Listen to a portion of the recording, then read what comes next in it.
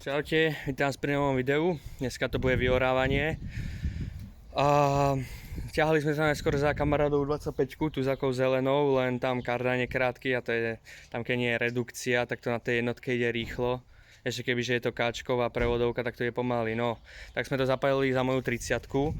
Len neviem, čo to zvára, kto to zvára, ale je to otrasné.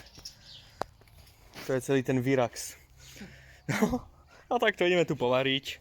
A už nám chýbajú 4 riadky, tak čo si potočím ešte, ale kamarát ráno utrhol jeden, čo už ho máme dlho a nejdeme ani ako do hĺbky, tak proste neviem, čo sa s tým deje. To boli zase len, tí zvary boli tuto len pobodované proste. To ja neviem, jak zvárajú v tom Wiraxe, ale je to smiešné, že tu pobodujú takto a myslia si, že to bude držať. No, tento ešte to nejako zvládol, hádam to zvládne, už to dobojujeme. No.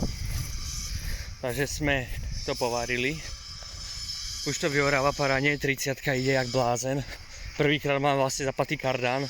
V živote ona nekardanovala, alebo aj čo máme my vyorávať, tak to je konský čert. Takže všetko my máme vlastne ťahné kolesami alebo tak, takže teraz kardán skúšame. A dobre to ide pekné. Vyoráč mám nastavený vlastne takto, aby som išiel v brázde kolesom a aby mi to bralo riadok, takže idem na to.